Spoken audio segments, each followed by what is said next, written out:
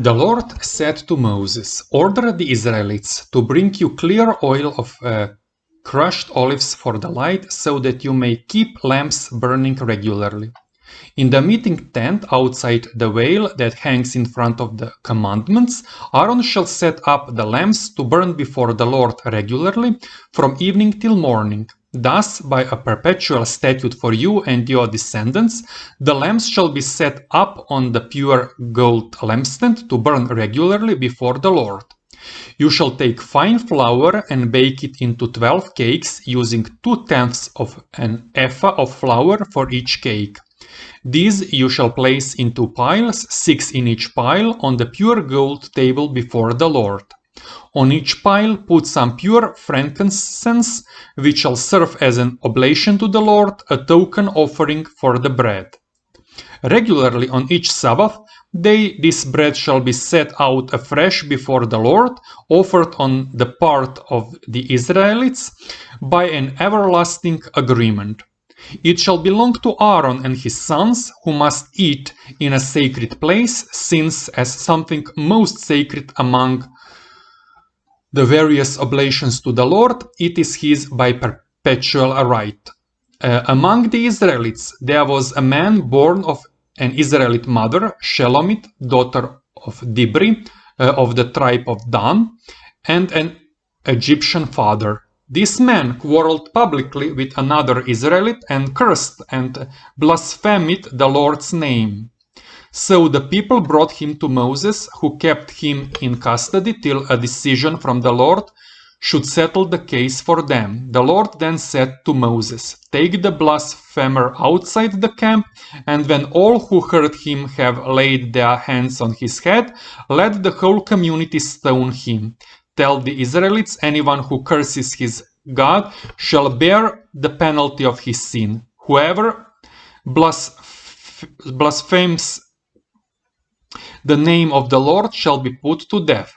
The whole community shall stone him, alien and native alike must be put to death for blaspheming the Lord's name.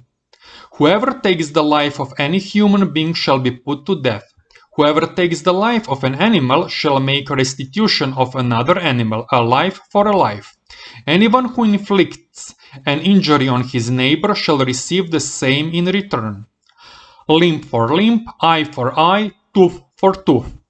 The same injury that a man gives another shall be inflicted on him in return. Whoever slays an animal shall make restitution, but whoever slays a man shall be put to death. You shall have but one rule for alien and native alike. I, the Lord, am your God." When Moses told this to the Israelites, they took the blasphemer outside the camp and stoned him. They carried out the command that the Lord has given Moses. The Lord said to Moses on Mount Sinai, "Speak to the Israelites and tell them, when you enter the land that I am giving you, let the land too keep a Sabbath for the Lord. For 6 years you may sow your field, and for 6 years prune your vineyard, gathering in their produce. But during the 7th year the land shall have a complete rest, a Sabbath for the Lord, when you may neither sow your field nor prune your vineyard.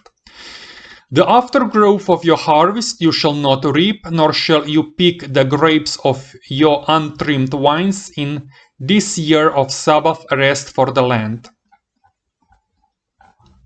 While the land has its Sabbath, all its produce will be food equally for you yourself and for your male and female slaves, for your hired help and the tenants who live with you, and likewise for your livestock and for the wild animals on your land. 7 weeks of years shall you count 7 times 7 years, so that the 7 cycles amount to 49 years. Then on the 10th day of the 7th month let the trumpet resound. On this, the day of atonement, the trumpet's blast shall re-echo throughout your land. This 50th year you shall make sacred by proclaiming liberty in the land for all its inhabitants. It shall be a jubilee for you, when every one of you shall return to his own property, everyone to his own family estate. In this 50th year your year of jubilee, you shall not sow, nor shall you reap the aftergrowth or pick the grapes from the untrimmed vines. Since this is the jubilee, which shall be sacred for you, you may not eat of its produce, except as taken directly from the field. In this year of jubilee, then every one of you shall return to his own property. Therefore, when you sell any land to your neighbor or buy any from him, do not deal unfairly. On the basis of the number of years since the last jubilee, shall you purchase the land from him, and so also on the basis of the number of years for crops shall he sell it to you. When the years are many, the price shall be so much the more. When the years are few, the price shall be so much the less, for it is really the number of crops that he sells you. Do not deal unfairly, then, but stand in fear of your God. I, the Lord, am your God. Observe my precepts and be careful to keep my regulations, for then you will dwell securely in the land. The land will yield its fruit, and you will have food in abundance, so that you may live there without worry. Therefore, do not say, what shall we eat in the 7th year, if we do not then sow or reap our crop? It will bestow such blessings on you in the 6th year, that there will then be crop enough for 3 years.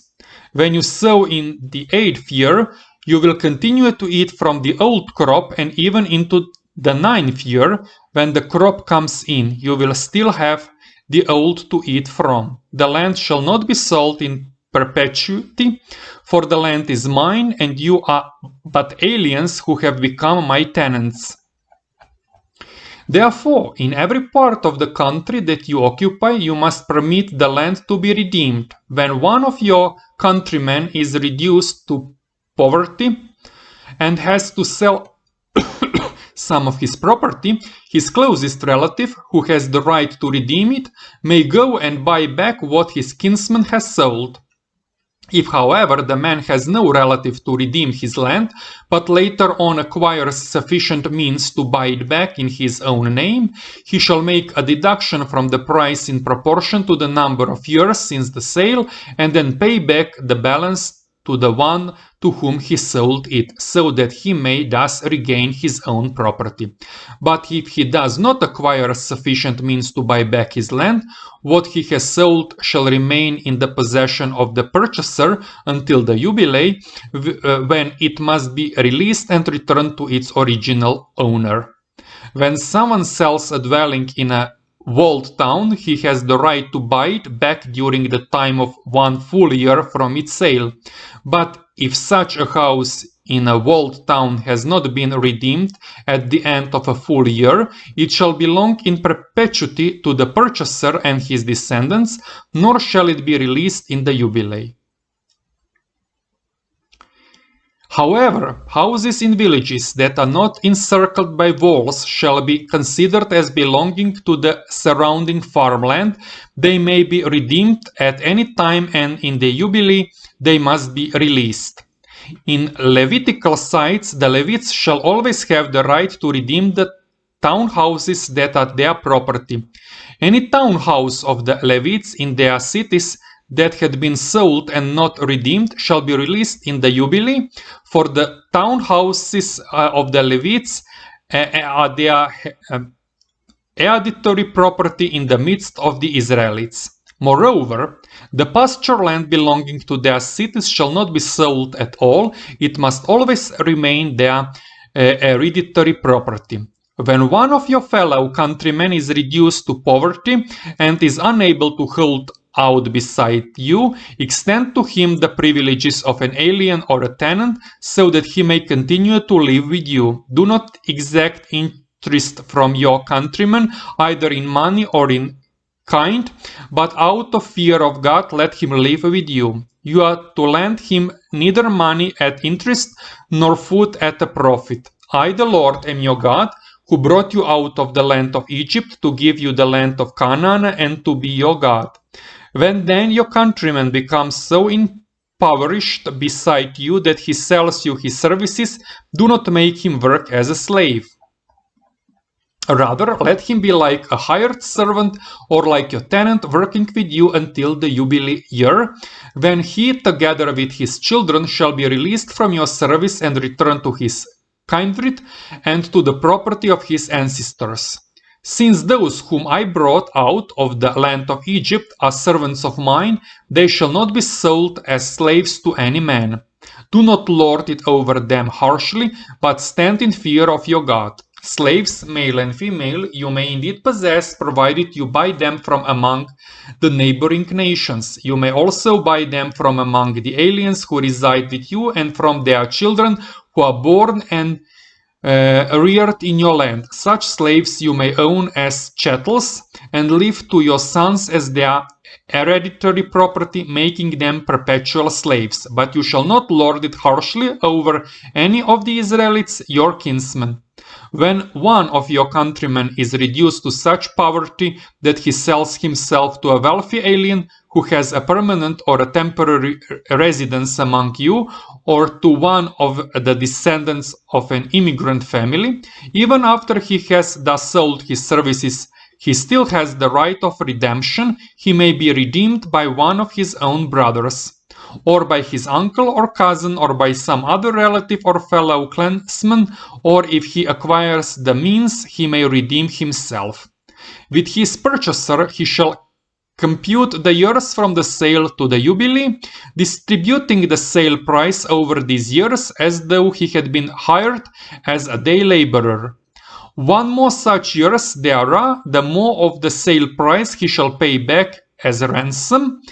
The fewer years there are left before the Jubilee year, the more he has to his credit. In proportion to his years of service shall he pay his ransom.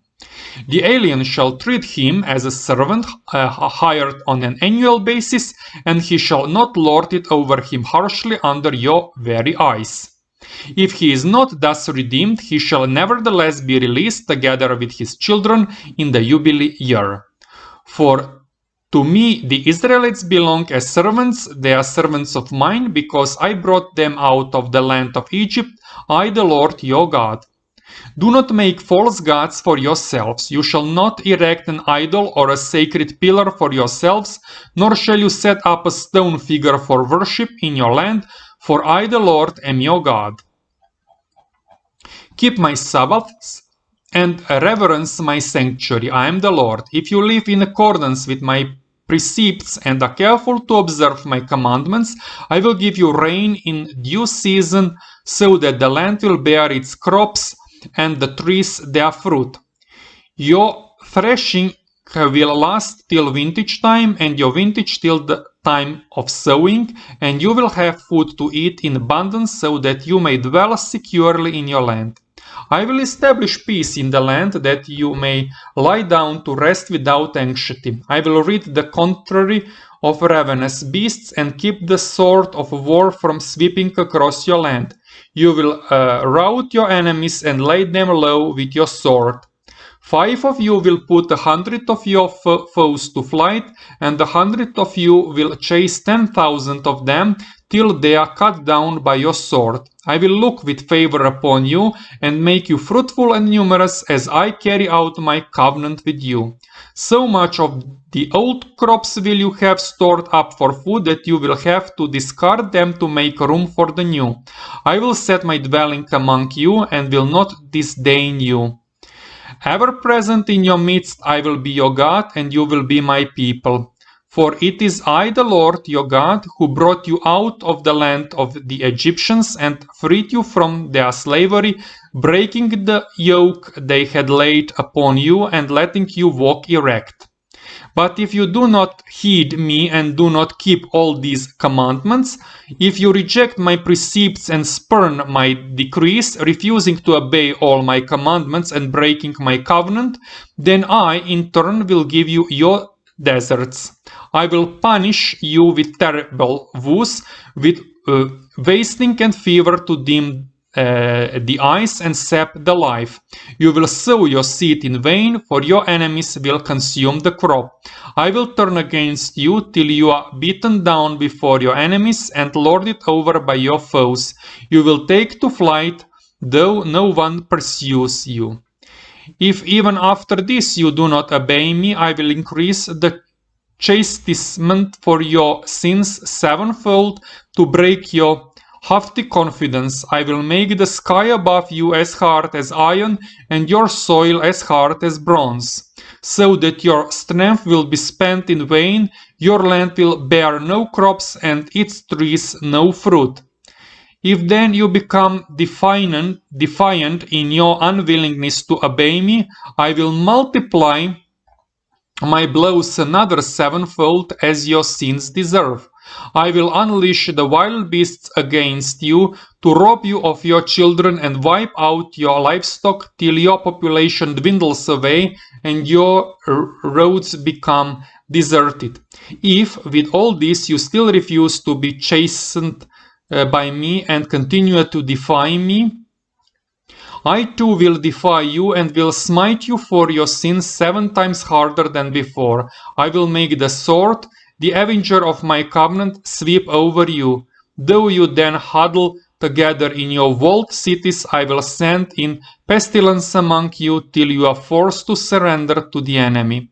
And as I cut off your supply of bread, 10 women will need but 1 oven for baking all the bread they dole out to you in rations, not enough food to still your hunger. If despite all this you still persist in disobeying and defying me, I also will meet you with fury, defiance, and will chastise you with sevenfold fiercer punishment for your sins, till you begin to eat the flesh of your own sons and daughters. I will demolish your high places, overthrow your incense stands, and cast your corpses on those of your idols. In my abhorrence of you, I will lay waste your cities and devastate your sanctuaries, refusing to accept your sweet-smelling offerings. So devastated will I leave the land that your very enemies who came to live there will stand aghast at the sight of it. You yourselves I will scatter among the nations at the point of my drawn sword, leaving your countryside desolate and your cities deserted. Then shall the land retrieve its lost Sabbaths during all the time it lies waste, while you are in the land of your enemies. Then shall the land have rest and make up for its Sabbaths, during all the time that it lies desolate, enjoying the rest that you would not let it have on the Sabbaths when you lived there. Those of you who survive in the lands of their enemies I will make so faint-footed that if leaves rustle behind them, they will flee headlong as if from the sword, though no one pursues them, stumbling over one another as if to escape a weapon, while no one is after them, so helpless will you be to take a stand against your foes. You will be lost among the gentles, swallowed up in your enemy's country. Those of you who survive in the lands of their enemies will waste away for their own and their fathers' guilt. Thus they will have to confess that they and their fathers were guilty of having rebelled against me and of having defied me, so that I too had to defy them and bring them into their enemies' land. Then when their uncircumcised hearts are humbled and they make amends for their guilt, I will remember my covenant with Jacob, my covenant with Isaac, and my covenant with Abraham, and of the land too I will be mindful. But the land must first be rid of them, that in its desolation it may make up its lost Sabbaths, and that they too may make good the debt of their guilt for having spurned my precepts and abhorred my statutes. Yet even so, even while they are in their enemy's land, I will not reject or spurn them, lest by wiping them out I make void my covenant with them, for I the Lord am their God. I will remember them because of the covenant I made with their forefathers, whom I brought out of the land of Egypt, under the very eyes of the Gentiles, that I the Lord might be their God. These are the precepts, decrees, and laws which the Lord had Moses promulgate on Mount Sinai in the pact between himself and the Israelites. The Lord said to Moses, "Speak to the Israelites and tell them, when anyone fulfills a vow of offering one or more persons to the Lord who are to be ransomed at a fixed sum of money, for persons between the ages of 20 and 60, the fixed sum in sanctuary shekels shall be 50 silver shekels for a man and 30 shekels for a woman. For persons between the ages of 5 and 20, the fixed sum shall be 20 shekels for a youth and 10 for a maiden. For persons between the ages of 1 month and 5 years, the fixed sum shall be 5 silver shekels for a boy and 3 for a girl. For persons of 60 or more, the fixed sum shall be 15 shekels for a man and 10 for a woman. However, if the one who took the vow is too poor to meet the fixed sum, the persons must be set before the priest, who shall determine the sum for his ransom in keeping with the means of the one who made the vow. If the offering vowed to the Lord is an animal that may be sacrificed, every such animal, when vowed to the Lord, becomes sacred. The offerer shall not present a substitute for it by exchanging either a better for a worse one or a worse for a better one. If he attempts to offer one animal in place of another, both the original and its substitute shall be treated as sacred. If the animal vowed to the Lord is unclean and therefore unfit for sacrifice, it must be set before the priest, who shall determine its value in keeping with its good or bad qualities, and the value set by the priest shall stand. If the offerer wishes to redeem the animal, he shall pay 1/5 more than this valuation. When someone dedicates his house as sacred to the Lord, the priest shall determine its value in keeping with its good or bad points, and the value set by the priest shall stand. If the one who dedicated his house wishes to redeem it, he shall pay 1/5 more than the price thus established, and then it will again be his. If the object which someone dedicates to the Lord is a piece of his hereditary land, its valuation shall be made according to the amount of seed required to sow it, the acreage sown with a homer of barley seed being valued at 50 silver shekels. If the dedication of a field is made at the beginning of a jubilee period, the full valuation shall hold, but if it is some time after this, the priest shall estimate its money value according to the number of years left until the next jubilee year, with a corresponding rebate on the valuation. If the one who dedicated his field wishes to redeem it, he shall pay 1/5 more than the price thus established, and so reclaim it. If, instead of redeeming such a field, he sells it to someone else, it may no longer be redeemed, but at the jubilee it shall be released as sacred to the Lord, like a field that is doomed. It shall become priestly property. If the field that some man dedicates to the Lord is one he had purchased and not a part of his hereditary property, the priest shall compute its value in proportion to the number of years until the next jubilee, and on the same day the price thus established shall be given as sacred to the Lord. At the jubilee, however, the field shall revert to the hereditary owner of his land from whom it had been purchased. Every valuation shall be made according to the standard of the sanctuary shekel.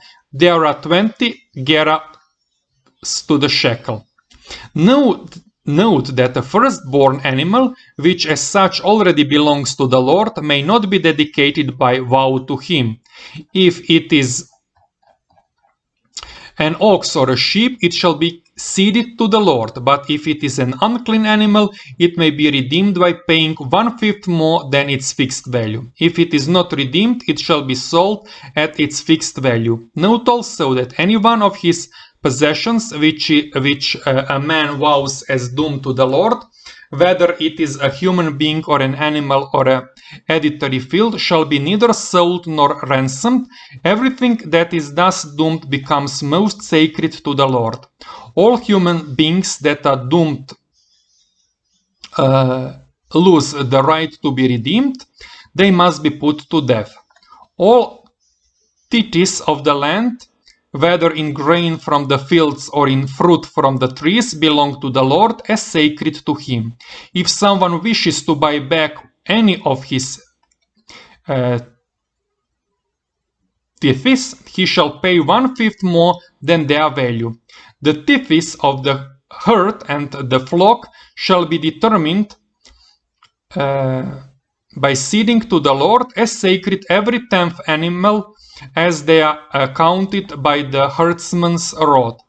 It shall not matter whether good ones or bad ones are thus chosen, and no exchange may be made. If any exchange is attempted, both the original animal and its substitute shall be treated as sacred without the right of being bought back. These are the commandments which the Lord gave Moses on Mount Sinai for the Israelites. And we stop here. We are at the end of Leviticus, and we continue next time with the book of Numbers. And thank you for watching. We simply read the Bible, and my hope is that